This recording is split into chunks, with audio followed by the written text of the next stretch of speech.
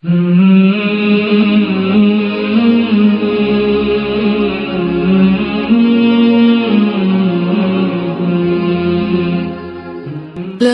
الہ الا اللہ محمد رسول اللہ.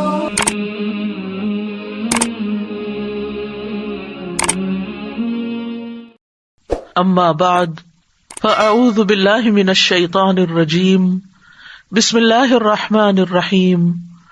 رب اشرح لی صدری ویسر لی امری واحلل عقدۃ من لسانی یفقہوا قولی. اذا سألک عبادی عنی فانی قریب اجیب دعوۃ الداعی اذا دعان فلیستجیبوا لی ولیؤمنوا بی لعلہم یرشدون. اور جب میرے بندے آپ سے میرے بارے میں سوال کریں تو کہہ دیجئے بے شک میں قریب ہوں، میں پکارنے والے کی پکار کا جواب دیتا ہوں. جب وہ مجھے پکارے تو ان کو چاہیے کہ وہ بھی میرا حکم مانیں اور مجھ پر ایمان رکھیں تاکہ وہ ہدایت پا جائیں. بسم اللہ الرحمن الرحیم. سورۃ المجادلہ.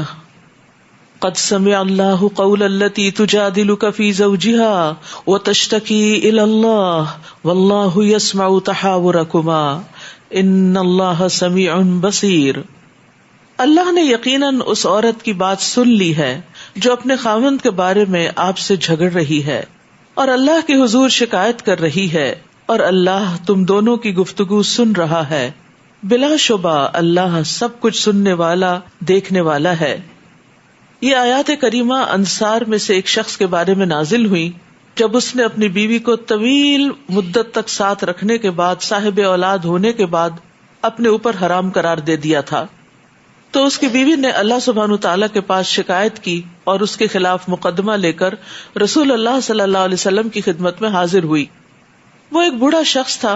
اس خاتون نے اللہ تعالیٰ اور رسول اللہ صلی اللہ علیہ وسلم کے پاس اپنے حال اور اس شخص کے حال کے بارے میں شکوہ کیا، اور بار بار کیا اور جرأت کے ساتھ کیا اور اس کو ریپیٹ کیا.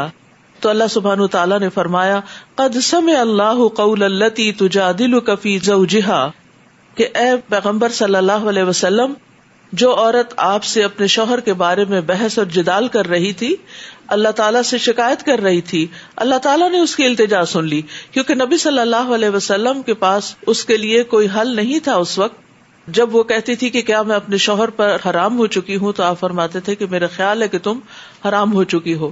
تو وہ کہتی کہ میرے چھوٹے چھوٹے بچے ہیں، اگر میں شوہر کے سپرد کروں گی تو وہ تربیت نہیں کر سکے گا، اور اگر میں ان کو اپنے ساتھ رکھوں گی تو وہ بھوکے مر جائیں گے، میرے لیے اس میں سے کوئی حل نکالیے. تو بار بار کی تکرار کے بعد جب کوئی حل نہ نکلا تو اللہ سبحانہ تعالیٰ نے اس عورت کی بات سنی، اس کی التجا سن لی، ان کی بات جو نبی صلی اللہ علیہ وسلم کے ساتھ ہو رہی تھی سن لی، کیونکہ ان اللہ سمیع، بے شک اللہ سننے والا ہے. یعنی ساری مخلوق بیک وقت اللہ کو پکار رہی ہوتی ہے، اور اللہ تعالیٰ ان میں سے ہر ایک کی الگ الگ سن سکتا ہے. اور یہ اللہ کے سوا کسی کے بس میں نہیں کہ وہ لوگوں کی اس طرح باتیں سنے.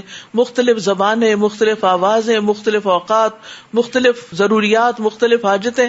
اب آپ دیکھیے کہ ہم سب مثلا نماز پڑھنے جاتے ہیں، مسجد بھری بھی ہوتی ہے اور ہر ایک اپنی اپنی دعائیں کر رہا ہوتا ہے، اور اللہ تعالیٰ سب کی سن رہا ہوتا ہے. بصیر، دیکھنے والا ہے، خوب دیکھنے والا ہے، جو اندھیری رات میں سیاہ پتھر پر رینگتی ہوئی سیاہ چونٹی کو بھی دیکھ لیتا ہے.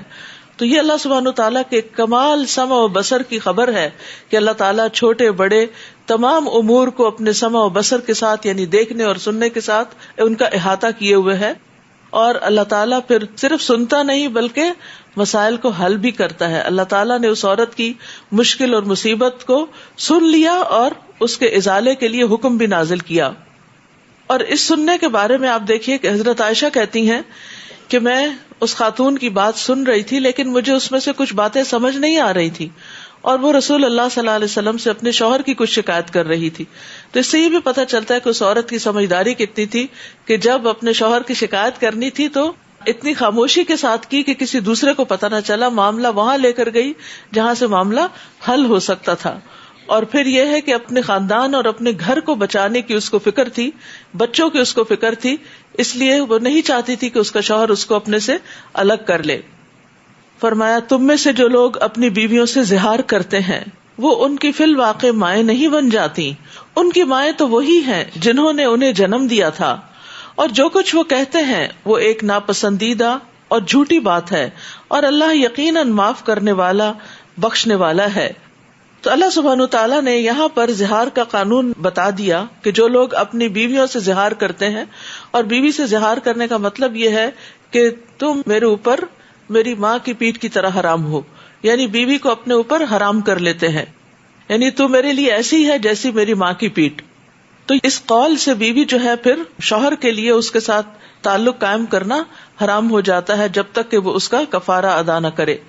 تو اللہ سبحانہ تعالیٰ نے اس کا قانون نازل فرما دیا کہ جو لوگ تم میں سے اپنی بیویوں سے زہار کرتے ہیں انہیں یہ سمجھنا چاہیے کہ ما ہن امہاتہم، وہ ان کی مائیں نہیں ہے، یعنی کسی کو ماں کہنے سے کوئی ماں بن نہیں جاتی، اور بیوی کو ماں کہنے سے بیوی ماں نہیں ہو جاتی، اس بات کی کوئی حقیقت نہیں ہے۔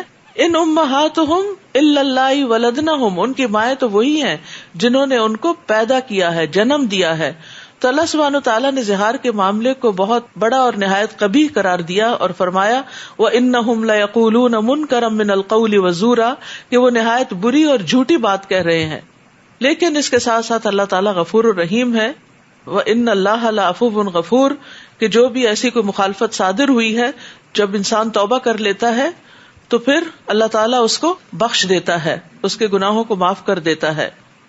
والذین یظاہرون من نسائہم ثم یعودون لما قالوا فتحریر رقبۃ من قبل ان یتماسا ذلکم توعظون بہ واللہ بما تعملون خبیر، اور جو لوگ اپنی بیویوں سے زہار کریں پھر اپنی کہی ہوئی بات سے رجوع کرنا چاہیں، یعنی اپنے الفاظ واپس لینا چاہیں، تو ایک دوسرے کو چھونے سے پہلے ایک غلام آزاد کرنا ہوگا۔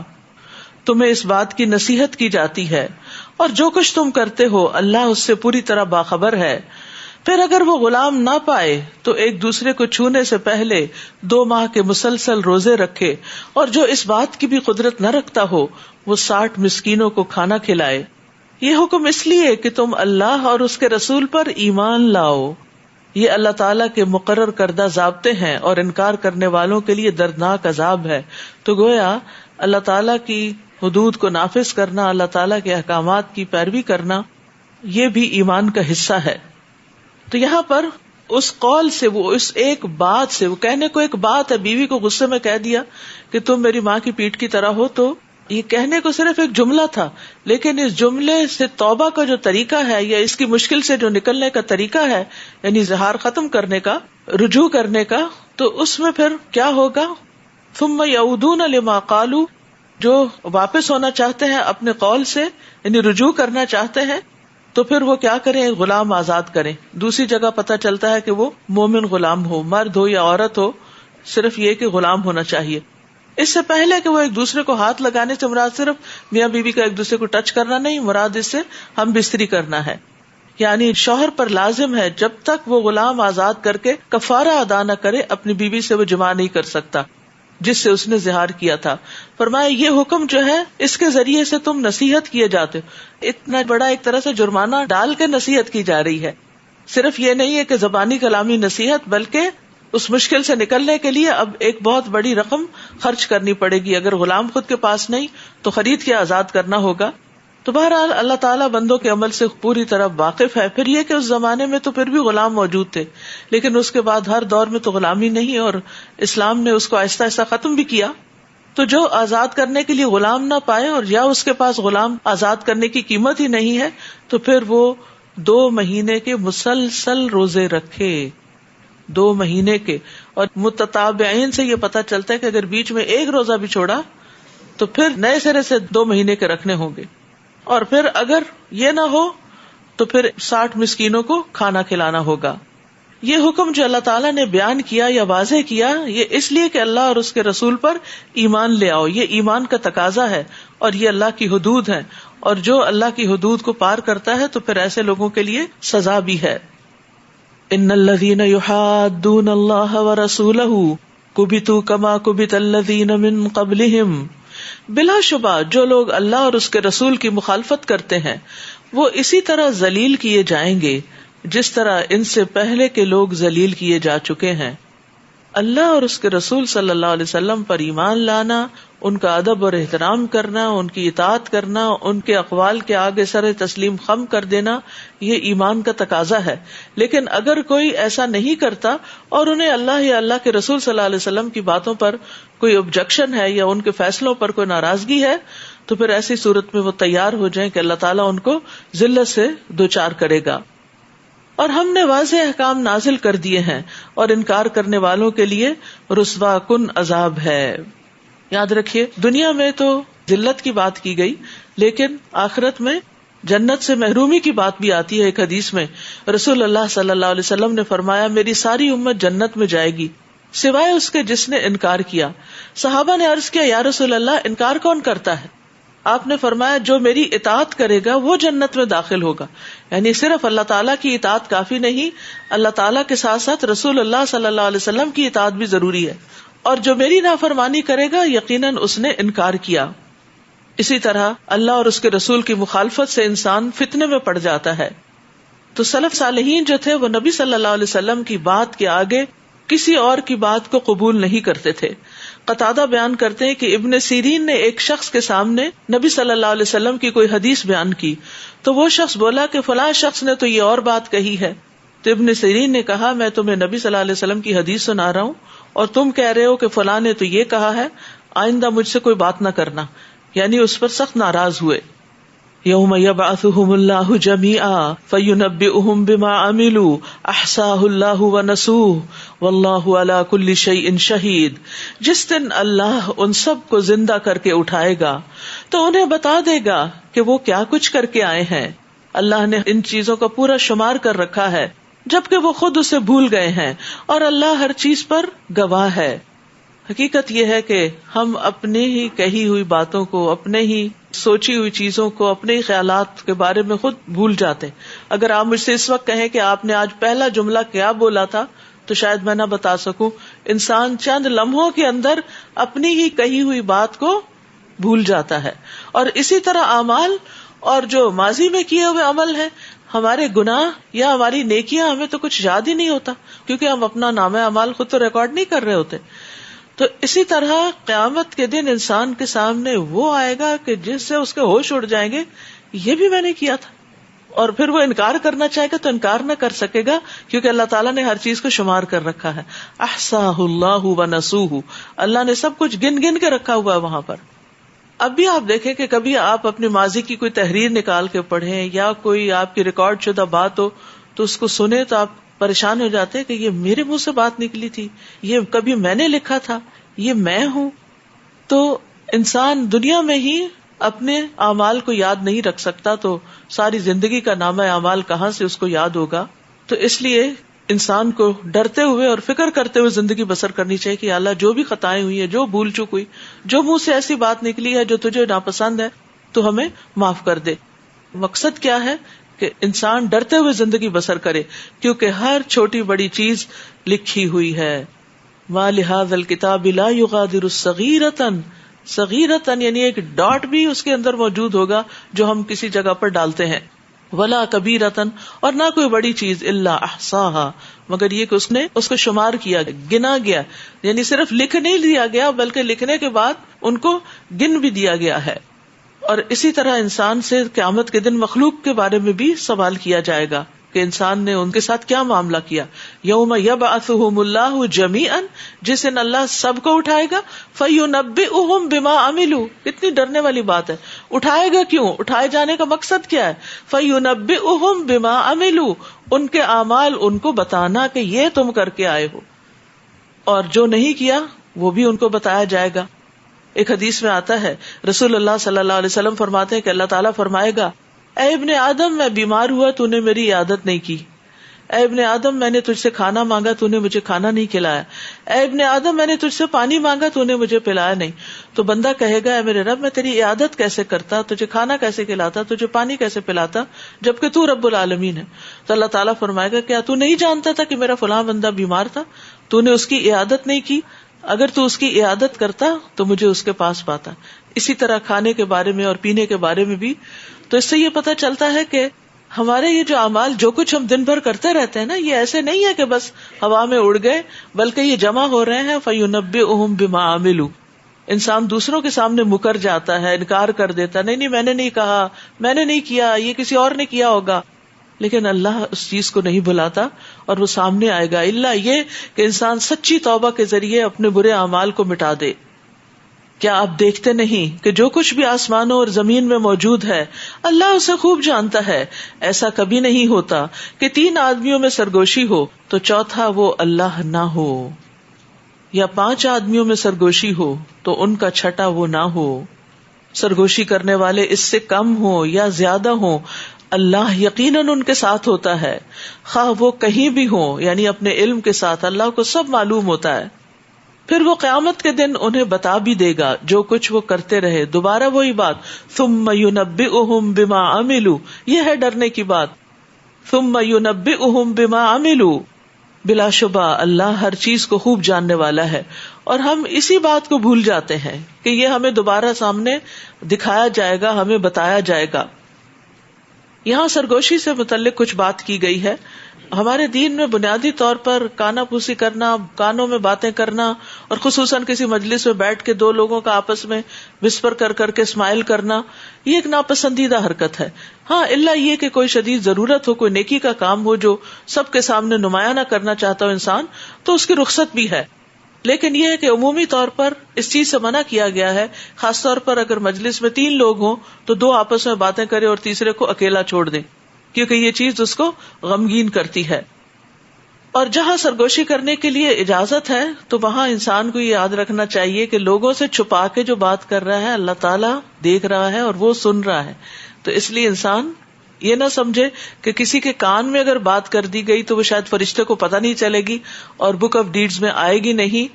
اللہ اپنے علم کے ساتھ ہر جگہ بندوں کے ساتھ ہے. الم تر الی الذین نہوا عن النجوی، کیا آپ نے ان لوگوں کو نہیں دیکھا جنہیں سرگوشی کرنے سے روکا گیا تھا، پھر وہ وہی کام کرتے ہیں. مدینہ کے اندر جو منافقین تھے وہ بعض اوقات مسلمانوں کو دیکھتے تو آپس میں ایک دوسرے سے سرگوشیاں کر کے باتیں کرتے، اور مسلمانوں کو یہ ہوتا تھا کہ شاید یہ کسی آنے والے لشکر یا کہیں مسلمانوں کے اوپر کسی حملے وغیرہ سے متعلق یہ بات کر رہے ہیں، اور اس طرح مسلمان اپنے دل میں خوف محسوس کرتے تھے. یعنی ایک دوسرے سے کان میں بات کر کے پھر ہنستے تھے مسلمانوں پر. تو اللہ سبحانہ تعالیٰ نے ان لوگوں کو اس سے روک دیا کہ کیا انہیں روکا نہیں گیا تھا، پھر وہ وہی کام کرتے ہیں جس سے انہیں روکا گیا تھا. یہ لوگ چھپ چھپ کر گناہ، سرکشی اور رسول کی نافرمانی سے متعلق باتیں کرتے ہیں. یہاں پر خاص طور پر آپ دیکھیے گناہ اور سرکشی تو بہت سے لوگ کرتے ہیں، لیکن یہ باتیں کرنا کہ رسول اللہ صلی اللہ علیہ وسلم کی ہم فلاں بات مانیں گے نہیں، یہ ایک بہت بڑا جرم تھا. اور جب آپ کے پاس آتے ہیں تو آپ کو ایسے طریقے سے سلام کہتے ہیں جس طرح اللہ نے آپ کو سلام نہیں کہا. یعنی یہود خاص طور پر آپ کی مجلسوں میں آ کر آپ کو السلام علیکم کہنے کی بجائے السلام علیکم کہتے، جس کا مطلب تھا کہ نعوذ باللہ آپ پر موت واقع ہو.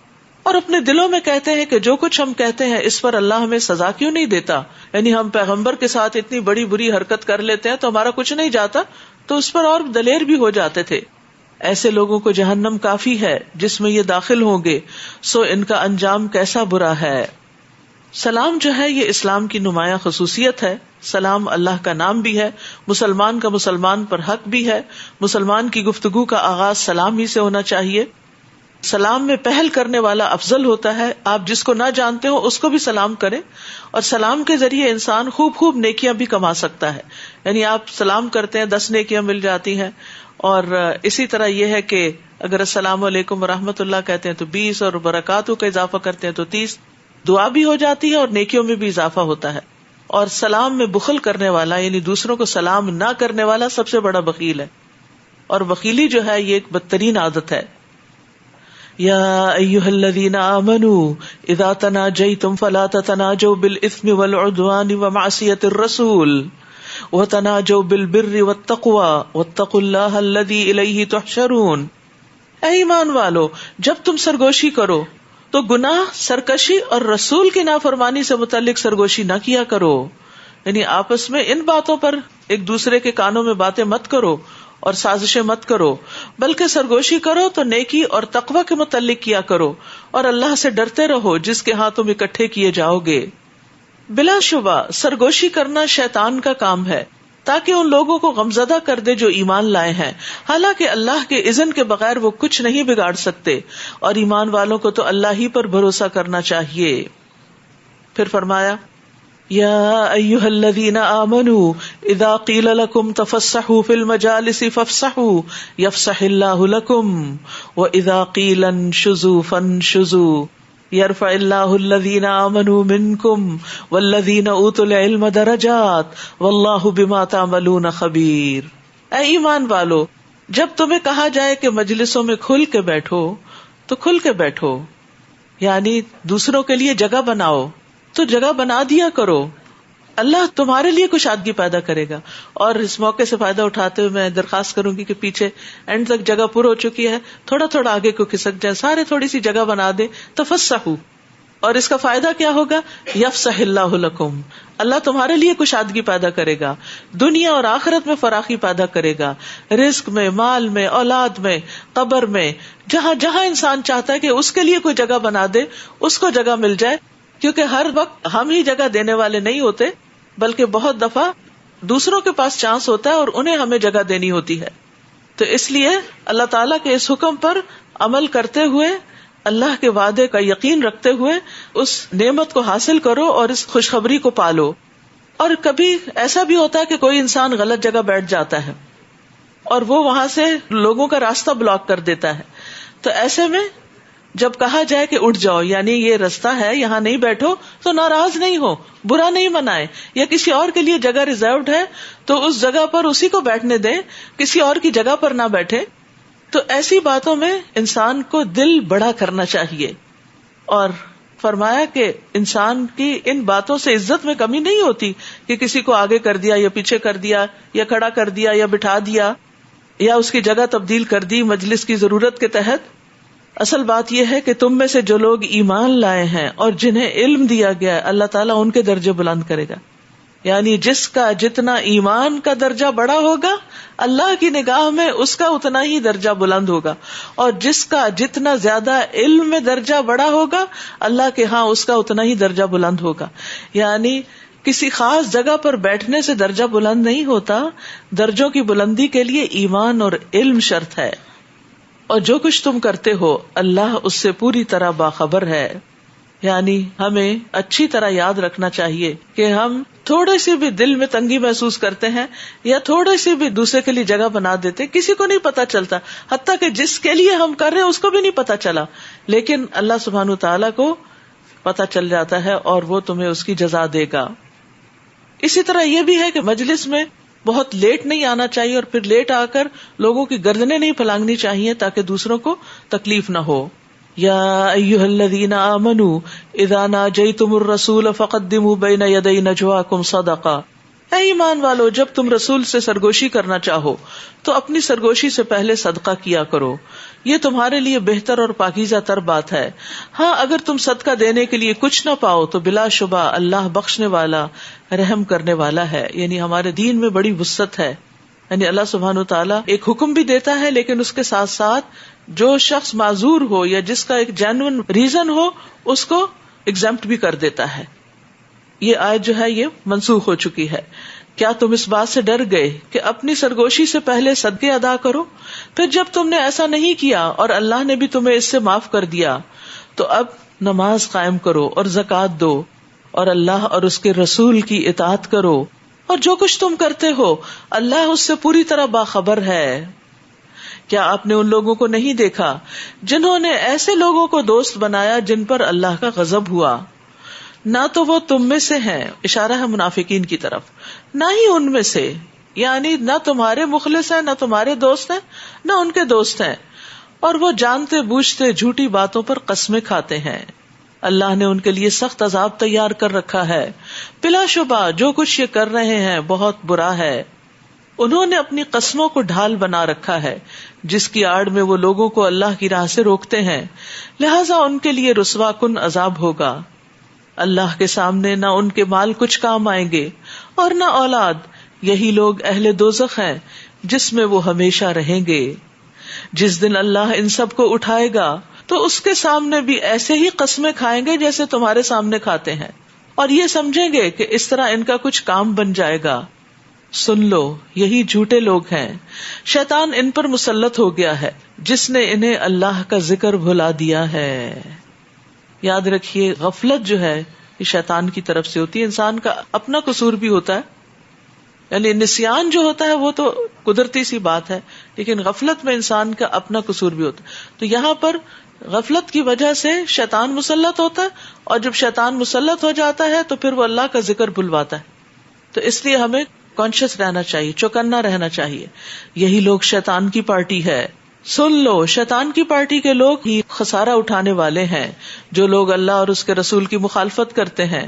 یقیناً یہی لوگ ذلیل ترین ہیں. اللہ اکبر, بہت ڈرنے کی بات ہے. اللہ تعالیٰ کی مخالفت اور اللہ کے رسول کی مخالفت, یعنی ان کی بات کے آگے اپنی عقل کی تعویلیں پیش کرنا, ان باتوں کو ٹویسٹ کر دینا, ان باتوں کا کوئی من مانا مطلب نکال دینا, یا ان باتوں کو کہنا کہ یہ تو بہت پرانی باتیں ہیں اور آج کے دور میں نہیں چلتی. ان سب چیزوں سے ڈرنا چاہیے, کیونکہ اللہ سبحانہ تعالیٰ نے جس کو اپنا رسول بنا کر بھیجا اس پر اعتماد کیا تو, اور اس نے جو کچھ کہا اور جو کچھ صحیح اوتھینٹک سورسز سے ثابت ہے اس کو نہ ماننا ایک بہت بڑی علمی خیانت بھی ہوتی ہے اور اللہ تعالیٰ کی ناراضگی کا باعث بھی بنتی ہے. اور یہاں پر بار بار ذلت کی بات کی گئی ہے کہ جو لوگ اللہ اور اس کے رسول کی مخالفت کرتے ہیں اولئک فی الاذلین, یہی لوگ ذلیل ترین ہیں. کتب اللہ لاغلبن انا ورسلی ان اللہ قوی عزیز, اللہ نے لکھ رکھا ہے کہ میں اور میرے رسول ہی غالب رہیں گے. بلا شبہ اللہ بڑا زور آور اور غالب ہے. اور یہ حقیقت ہے, 1400 سال سے ایسی کوششیں ہر دور میں ہوتی رہی ہیں کہ لوگوں نے قرآن و سنت کی مخالفت کی, اسلام کے خلاف سخت قسم کا پروپیگنڈا ہوتا رہا, لیکن الحمدللہ آج بھی دین اپنی اصل شکل میں موجود ہے. جو اس سے فائدہ اٹھائے ان صاف چشموں سے, وہ چشمے آج بھی اویلیبل ہیں, اگرچہ ان کو گدلا کرنے کی ہمیشہ کوشش کی جاتی رہی ہے. اور پھر آخرت میں تو ظاہر ہے کہ فیصلہ اللہ ہی کا ہوگا, غالب تو اللہ ہی رہے گا. جو لوگ اللہ اور آخرت کے دن پر یقین رکھتے ہیں آپ کبھی انہیں ایسا نہ پائیں گے کہ وہ ایسے لوگوں سے دوستی کریں جو اللہ اور اس کے رسول کی مخالفت کرتے ہوں.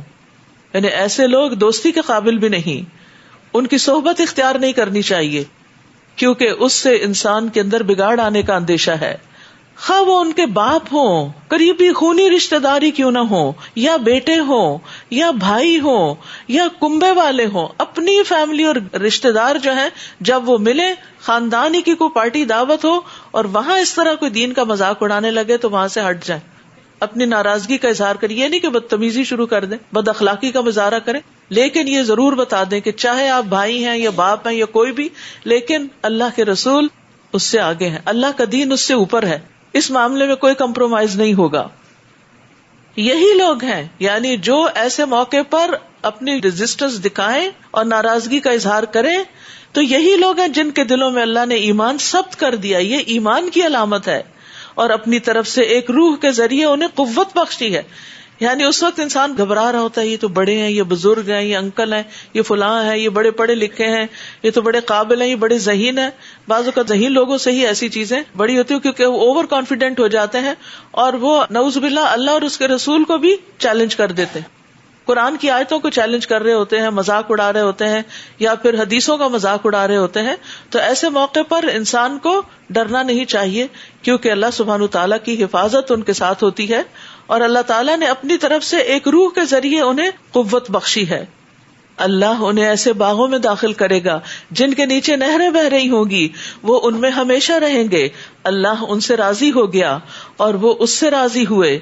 یہی اللہ کا گروہ ہے. سن لو اللہ کے گروہ کے لوگ ہی فلاح پانے والے ہیں, کامیاب ہونے والے ہیں. یعنی اللہ کی رضا کے لیے لوگوں سے ناراض ہونے پر یہ خوبصورت عوض ہے. کیونکہ بعض اوقات ہم یہ کہتے ہیں نا کہ سارے ہی ہم سے خوش رہیں, راضی رہیں, کوئی ہم سے ناراض نہ ہو, کوئی ہمارے بارے میں یہ نہ سوچے کہ ہم بہت تنگ دل ہیں یا تنگ نظر ہیں یا بائسڈ ہیں. نہیں, جہاں اللہ اور اس کے رسول کی بات آ جائے وہاں پر کوئی تنگ نظری کی بات نہیں ہے, کوئی باعث ہونے کی بات نہیں. حق صاف صاف کھلا کھلا واضح ہے, جو غلط ہے وہ غلط ہے, اس کو صحیح نہیں کہا جا سکتا. ورنہ دوسری طرف اللہ اور اس کے رسول کی ناراضگی مول لینے والی بات ہے. اور اگر کوئی شخص اللہ کو راضی کرتا ہے اور اس کی پرواہ نہیں کرتا کہ کوئی اور اس سے راضی ہے یا نہیں، تو پھر اللہ تعالیٰ اپنی طرف سے دائمی نعمتیں اس کو عطا کرے گا. وآخر دعوانا ان الحمد للہ رب العالمین. سبحانک اللہم وبحمدک، اشہد ان لا الہ الا انت، استغفرک واتوب الیک. السلام علیکم ورحمۃ اللہ وبرکاتہ.